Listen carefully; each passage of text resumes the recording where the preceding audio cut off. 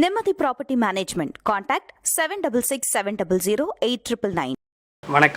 வணக்கம். இந்தியா முழுக்க தேர்தல் களம் இந்தியா கூட்டணி வர்சஸ் என்டிஏ கூட்டணி அப்படின்னு இருக்குது. ஆனால் கேரளாவுக்குள்ளே இந்தியா கூட்டணிக்குள்ளேயே சிக்கல்களாக இருக்குது. அதை பற்றி உங்களுக்கு கருத்து என்ன? ரொம்ப ஒரு முக்கியமான ஒரு கேள்வி. என்ன அப்படின்னா, இப்போது இந்தியா முழுக்க நீங்கள் சொன்ன மாதிரி பாஜக தலைமையிலான தேசிய ஜனநாயக கூட்டணி என்டிஏ அலையன்ஸ் இருக்குது. அதன் பிறகு அதை எதிர்த்து இருக்கக்கூடிய எதிர்க்கட்சிகள், காங்கிரஸ் உள்ளிட்ட முக்கியமான எதிர்க்கட்சிகள் இணைந்து இந்தியா அப்படிங்கிற ஒரு கூட்டணி உருவாக்கி இருக்கிறாங்க. ஸோ இப்போ நீங்கள் சொல்கிறது மாதிரியே இந்தியா முழுக்க ஒரு பார்வை இருக்கின்ற பொழுது, ஒரு களம் இருக்கின்ற பொழுது, கேரளாவில் பார்த்திங்கன்னா இன்றைக்கி அதுக்கு எதிரான ஒரு களமாக மாறி இருக்கிறது. ஆனால் அவங்க ரெண்டு பேருக்கிட்டையுமே பாஜக எதிர்ப்பு அப்படிங்கிறது இருக்கத்தான் செய்யுது. அதை நம்ம மறுக்கக்கூடாது. ஆனால் நம்ம எங்கே நமக்கு ஒரு சந்தேகம் அல்லது இது தேவையற்ற ஒரு விஷயமா இருக்கே, தவிர்க்கலாமே அப்படின்னு நமக்கு தோணுது அப்படின்னு பார்த்தீங்கன்னா, உங்களுக்கு தெரியும் கேரளாவை பொறுத்த வரைக்கும் ரெண்டு கூட்டணி தான். ஒன்று இடது ஜனநாயக முன்னணி, இன்னொன்று ஐக்கிய ஜனநாயக முன்னணி. இடது ஜனநாயக முன்னணி அப்படிங்கிறது கம்யூனிஸ்டுகள் இருப்பாங்க. ஐக்கிய ஜனநாயக முன்னணி அப்படிங்கிறது பார்த்தீங்கன்னா காங்கிரஸ் கட்சிக்காரங்க அவங்களுடைய கூட்டணி சேர்ந்து இருப்பாங்க. ஸோ இதுதான் ரொம்ப நேச்சுரலான ஒரு விஷயமா இருக்குது. கேரள மண்ணை பொறுத்த வரைக்கும் இங்கே எப்படி திமுக வர்சஸ் அதிமுகவும் அந்த மாதிரி தான் அங்கே கம்யூனிஸ்டுகளும் காங்கிரஸும் அப்படிங்கிற ஒரு பார்வை ஒன்று இருக்குது. அதுதான் இயற்கையும் கூட அங்கே அப்படி தான் இருந்துக்கிட்டு இருக்காங்க இத்தனை ஆண்டு காலமாக. கேரளாவை பொறுத்த வரைக்கும் 20 எம்பி சீட்டுகள் இருக்குது. இந்த 20 இடத்துலையும் போன முறை யார் எந்தெந்த கூட்டணியில் இருந்தாங்க அப்படிங்கிற விவரங்களை முதல்ல நம்ம பார்த்துடலாம். கேரள அரசியல் பார்த்தீங்கன்னா கடந்த நாடாளுமன்ற தேர்தலில் இடது ஜனநாயக முன்னணி சார்பில் மார்க்சிஸ்ட் கம்யூனிஸ்ட் கட்சி 16 சீட் நின்னாங்க, இந்திய கம்யூனிஸ்ட் 4 நின்னாங்க. ரெண்டுமே சேர்ந்து 20 தொகுதி நின்ட்டாங்க. இன்னொரு பக்கம் ஐக்கிய ஜனநாயக முன்னணி நின்னாங்க. அதில் காங்கிரஸ் 16, இந்திய யூனியன் முஸ்லீம் லீக் IUML 2 சீட் நின்னாங்க. கேரள காங்கிரஸ் மானின்னு ஒன்று இருக்குது, மானியோட கேரள காங்கிரஸ் அது ஒரு சீட்டு. புரட்சிகர சோசலிஸ்ட் கட்சி அவங்க ஒரு சீட்டு. மொத்தமாக 20 சீட் நின்னாங்க. இதில் தேசிய ஜனநாயக கூட்டணி சார்பாக அவங்களும் பாஜக சார்பாகவும் 15 சீட் நின்னாங்க. கூடுதலாக கூட்டணி கட்சியில் பாரத் தர்ம ஜன சேனா அப்படின்னு ஒரு கட்சி இருக்குது. அவங்க 4 தொகுதியில் நின்னாங்க. கேரள காங்கிரஸ் தாமஸ் அப்படிங்கிற ஒரு பிரிவு இருக்குது.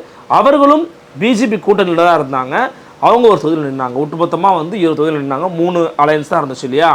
முடிவில் பார்த்தீங்கன்னா காங்கிரஸ் கட்சி 15 தொகுதிகள்லையும், இந்திய யூனியன் முஸ்லீம் லீக் 2 தொகுதிகள்லையும், கேரள காங்கிரஸ் மானி அதாவது இவங்க கூட காங்கிரஸ் கூட இருந்தவங்க தான், அவங்க ஒரு தொகுதியிலையும், புரட்சிகர சோசலிஸ்ட் கட்சி அவங்க ஒரு தொகுதியில் வெற்றி பெற்றாங்க.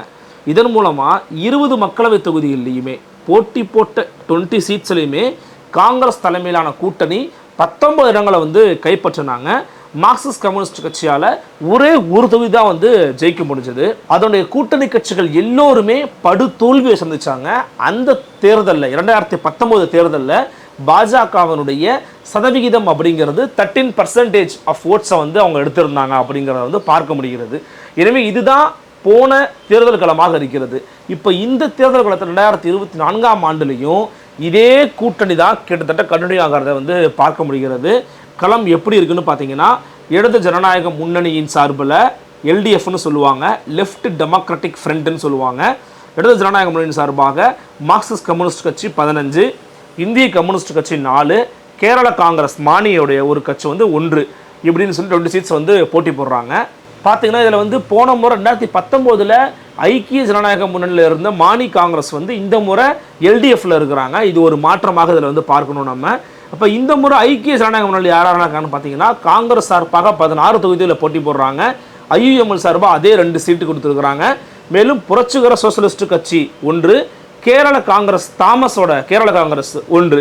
இவங்க பார்த்தீங்கன்னா போன முறை பாஜகவோட கூட்டணியில் இருந்தாங்க. அதையும் நம்ம பார்க்கணும். இவங்க இப்போ இவங்களோட சேர்ந்துருக்கிறாங்க. இப்படியாக 2 கூட்டணியும். மூன்றாவதாக தேசிய ஜனநாயக கூட்டணி, அதாவது பாஜக 16, பாரத் தர்ம ஜனசேனா அவங்க 4 தொகுதியில் போட்டி போடுறாங்க. இப்போ இந்த தேர்தல் முடிவு எப்படி இருக்க போகிறது அப்படிங்கிற ஒரு எதிர்பார்ப்பு அங்கே மக்கள் மத்தியில் ரொம்ப அதிகமாக தான் இருந்து கொண்டிருக்கிறது. காரணம் என்ன அப்படின்னா, பாஜகவை இவங்க 2 பேரும் மாறி மாறி தாக்குவாங்க அப்படின்னு பார்த்துக்கிட்டு இருந்த நேரத்தில் பாஜகவை தாக்குவதை தாண்டிலும் இவர்கள் இருவரும் மாறி மாறி சண்டை போட்டுக்கிறாங்க, இவங்க 2 பேரும் மாறி மாறி குறை சொல்லிக்கிறாங்க அப்படிங்கிற ஒரு பேச்சு சமீப காலமாக கொஞ்சம் அதிகமாக எழுவதை பார்க்க முடிகிறது. களம் அப்படி தான் இருக்குது, அது யாரும் மறுப்பதற்கு இல்லை. போட்டி அப்படிங்கிறது கட்சிகளுக்கு இடையில் இருக்கத்தான் செய்யும். ஆனால் பொது எதிரியை வீழ்த்தணும் அப்படிங்கிறதுக்காக பல இடங்களில் தங்களுடைய போட்டி கட்சியை விமர்சிப்பதை காட்டிலும் பாஜகவை விமர்சிப்பதை அதிகமாக வந்து பல பேர் வந்து முன்வைப்பாங்க. ஆனால் இந்த இடத்துல கொஞ்சம் அது வந்து அந்த எல்லைகள்லாம் தாண்டி தான் இருக்குது அப்படிங்கிறத பார்க்க முடிகிறது. குறிப்பாக சொல்லணும் அப்படின்னா காங்கிரஸுக்கும் கம்யூனிஸ்டுக்கும் இடையிலான அந்த மோதல் போக்கு அப்படிங்கிறது ஒரு ஹாட் டிபேட்டாக வந்து உருவாயிருக்குன்னே சொல்லலாம். ஆரம்பத்திலிருந்தே வயநாடு தொகுதியில் காங்கிரஸ் கட்சியினுடைய தலைவரான திரு ராகுல் காந்தி அவர்கள் போட்டி போடக்கூடாது, அவர் ஊப்பியில் தான் போய் போட்டி போடணும் அப்படின்னு கம்யூனிஸ்ட் கட்சியினவங்க நிறைய பேர் சொல்லியிருந்தாங்க.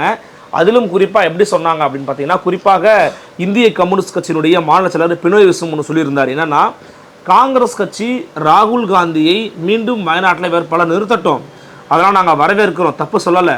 ஆனால் காங்கிரஸ் கட்சி பாஜகவின் கூட்டணி எதிர்க்கிறதா அல்லது எல்டிஎஃப் கூட்டணி எதிர்க்கிறதா அப்படிங்கிறத தெளிவுபடுத்தட்டும். அவர் பாஜகவை எதிர்க்கிறார் அப்படின்னா அவர் நிற்க வேண்டிய இடம் வயநாடு கிடையாது, ஊபி தான், அவர் ஊபிக்கு தான் போகணும் அப்படின்னு பேசியிருந்தாரு பினோய் விஸ்வம் அவர்கள். ஆனால் இதற்கிடையில் காங்கிரசினுடைய இன்னொரு முகமாக திகழக்கூடிய மரியாதைக்குரிய பிரியங்கா காந்தி அவர்கள் பேசும்போது மீண்டும் எல்டிஎஃப் தான் அட்டாக் பண்ணி பேசியிருந்தாங்க. குறிப்பாக என்ன சொல்லியிருந்தாங்கன்னு பார்த்தீங்கன்னா, லைஃப் மிஷன் வழக்கு, தங்க கடத்தல் வழக்கு உள்ளிட்ட பல ஊழல் வழக்குகளில் முதலமைச்சர் பினராயி விஜயனுடைய பெயர் வந்து அடிபட்டுக்கிட்டே இருக்குது. ஆனால் அவருக்கு எதிரான எந்த ஒரு வழக்கையுமே பாஜக அரசு எடுக்கவே இல்லை. அவர் மீது எந்த விதமான சோதனையோ அல்லது நடவடிக்கைகளோ எடுக்கப்படாமல் இருந்துகிட்டு இருக்கு. கால்பந்து விளையாட்டில் சமரசம் செய்து கொண்ட வீரரை வச்சுக்கிட்டு நீங்கள் ஜெயிக்கவே முடியாது. அப்படியான சமரசம் செய்து கொண்ட ஒரு நபர் தான் இந்த பினராயி விஜயன் அப்படின்னு வந்து பேசியிருக்கிறாங்க. அது மட்டும் இல்லாமல் என்னுடைய சகோதரர் ராகுல் காந்தியும் காங்கிரஸ் கட்சி மட்டும்தான் அவர் விமர்சனம் பண்ணிக்கிட்டு இருக்காரு. யாரு? பினராயி விஜயன். பாஜக விமர்சனமே பண்ண மாட்டேங்கிறாரு அப்படின்னு சொல்லி கொதித்து பேசியிருந்தாங்க பிரியங்கா காந்தி அவர்கள். இன்னொரு பக்கம் வந்து பார்த்தீங்கன்னா, பினராயி விஜயன் வந்து இதற்கு முன்னாடியே பிரியங்கா காந்தியினுடைய கணவரான ராபர்ட் வதேரா மற்றும் டிஎல்எஃப் தனியார் நிறுவனத்துக்கு இடையில ஊழல் புகார் இருந்துகிட்டு இருந்துச்சு, முறைகேடு இருந்துகிட்டு இருந்துச்சு. இந்த நிலையில தான் டிஎல்எஃப் நிறுவனத்தில் சிபிஐ போய் சோதனை பண்ணாங்க. சோதனை பண்ண பிறகு டிஎல்எஃப் மூலமாக பாஜக கட்சிக்கு தேர்தல் பத்திர நன்கொடை ரீதியாக கிட்டத்தட்ட 170 கோடி ரூபாய் வந்து கொடுத்திருந்தாங்க. அதன் பிறகு டிஎல்எஃப் நிறுவனம் எந்த விதமான சட்ட விரோதமான பண பரிவர்த்தனை ஈடுபடலை அப்படின்னு சொல்லி அவங்களுக்கு ஒரு சர்டிஃபிகேட்டு கொடுத்துருந்தாங்க. இதன் மூலமாக நீங்கள் தெரிஞ்சுக்கணும், காங்கிரஸும் பாஜகவும் இப்படியாக சகோதரர்களாக இருப்பாங்கன்னு சொல்லி பினராயி விஜயனும் பேசியிருந்தார். இதற்கு பிறகுதான் ராகுல் காந்தி மௌனம் கலைக்கும் விதமாக இந்த நாட்டில் 2 முதலமைச்சர்கள் பாஜகவை எதிர்த்ததற்கு காரணமாக, பாஜக எதிர்ப்பின் காரணமாக சிறையில் இருந்துகிட்டு இருக்காங்க. ஆனால் நானும் பாஜகவை தான் எதிர்க்கிறேன் அப்படின்னு பேசிக்கிட்டு இருக்கக்கூடிய கேரள முதலமைச்சர் பினராயி விஜயன் மட்டும் ஏன் சிறைக்கு அழைத்து செல்லப்படலை, ஏன் அவர் சிறைப்படுத்தாமல் இருக்கிறாங்க, இதில் நீங்கள் புரிஞ்சுக்கலாம் அப்படின்னு சொல்கிறாரு. அது மட்டும் இல்லாமல் 24 மணி நேரமும் நான் பாஜகவை எதிர்க்கிறேன், காங்கிரஸ் பாஜக எதிர்க்குது, ஆனால் 24 மணி நேரமும் பினராயி விஜயன் என்னையும் காங்கிரஸ் கட்சியை எதிர்ப்பதையே வேலையா வச்சுக்கிட்டு இருக்காரு. இதான் எனக்கு ரொம்ப குழப்பமா இருக்குன்னு பேசியிருக்கிறாரு திரு ராகுல் காந்தி. இதற்கு பதிலடி கொடுக்கக்கூடிய விதமா பினராயி விஜயன் என்ன சொல்லியிருந்தாருன்னா, ஓஹோ என்னை கைது பண்ணணும்னு ராகுல் காந்திக்கு ரொம்ப வருத்தம் போல இருக்குது, ஆனால் நீங்கள் அப்படிலாம் ஒன்றும் வருத்தப்பட வேணாம், ஏன்னா உங்கள் பாட்டியார் மரியாதைக்குரிய இந்திரா காந்தி அம்மையாருடைய ஆட்சியின் போது கொண்டு வரப்பட்ட எமர்ஜென்சியின் மூலமாக ஒடுக்கப்பட்டவர்கள் நாங்கள் தான். அப்போதே நாங்கள் 1.5 ஆண்டுகள் சிறைவாசம் இருந்தவங்க. நாங்கள் உங்கள் கட்சியில் இருக்கக்கூடிய அசோக் சவான்களை போல சிறைப்படுத்த போகும்போது அழுதுகிட்டு இருக்கிற சாதாரண ஆட்கள் கிடையாது, சிறைக்கு அஞ்சாதவங்க தான் நாங்கள் தான் கம்யூனிஸ்டுகள் அப்படின்னு பதில் கொடுத்துருக்கிறாரு பினராயி விஜயன்.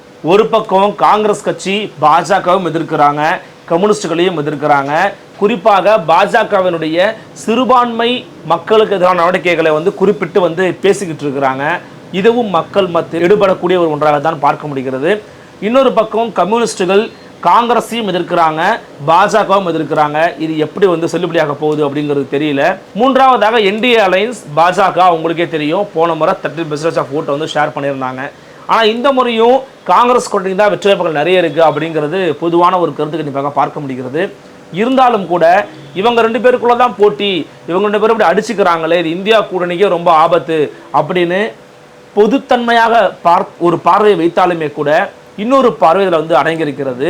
அதையும் கூட திரு பினராயி விஜயனுடைய வாதம் தான் எடுத்துக்கொள்ள முடியும். எப்படின்னா, பினராயி விஜயன் இடத்துல பேசும்போது நாங்கள் போட்டியிடலை அப்படின்னா அந்த இடத்துக்கு பாஜக தான் வரும், அதாவது செகண்ட் பிளேஸுக்கு பாஜக தான் வரும். அப்போ நாங்கள் போட்டியிடுவது அப்படிங்கிறது கட்டாயம்னு நாங்கள் நினைக்கிறோம் அப்படின்னு சொல்கிறாங்க. அதனால தான் இவங்க இருவருக்கும் இடையிலான போட்டி அப்படிங்கிறது ஒரு ஆரோக்கியமான போட்டியாக இருக்கணும், நிர்வாக சீர்கேடுகளை சீர்படுத்துவதற்கான ஒரு போட்டியாக இருக்கணுமே ஒழிய 2 பேரும் அடிச்சுக்கிட்டு பொது எதிரியை உள்ளே விட்டுறக்கூடாது, அதில் ரொம்ப கவனமாக இருக்கணும்னு சொல்கிறாங்க மூத்த அரசியல் திறனாய்வாளர்கள். எனவே தான் இப்போ நீங்கள் கேட்ட கேள்விக்கே நான் வந்துடுறேன். கேரளா மாநிலத்தில் இருக்கக்கூடிய இந்த குழப்பம் அப்படிங்கிறது ஒரு பெரிய அளவிலான இந்த கூட்டணியை உடைத்து விடக்கூடிய அளவிற்கான ஒரு குழப்பமாக மாறுவதற்கான வாய்ப்புகள் கிடையாது. இது இந்த நேரத்தில், அதுவும் இந்த 26 எலெக்ஷன் வருது அப்படின்னா இன்னும் கொஞ்ச நாளைக்கு 2-3 நாளைக்கு இப்படி பேச போகிறாங்க. அதன் பிறகு ஏற்படக்கூடிய ஜூன் 4 வெளிவரக்கூடிய ரிசல்ட்ஸை பேஸ் பண்ணி நிச்சயமாக இங்கே ஒற்றுமையாக இருப்பதற்கான சாத்தியக்கூறுகளை நோக்கி தான் நகருவாங்க அப்படிங்கிறது தான் அரசியல் திறனாய்வாளர்கள் மற்றும் பத்திரிகையாளர்களுடைய கணிப்பாக இருக்கிறது. நன்றி. மற்றும் ஒரு தலையங்கம் நிகழ்ச்சியில் மற்றும் ஒரு உங்களுடைய கேள்விக்கு நான் பதிலளிக்கிறேன். வணக்கம்.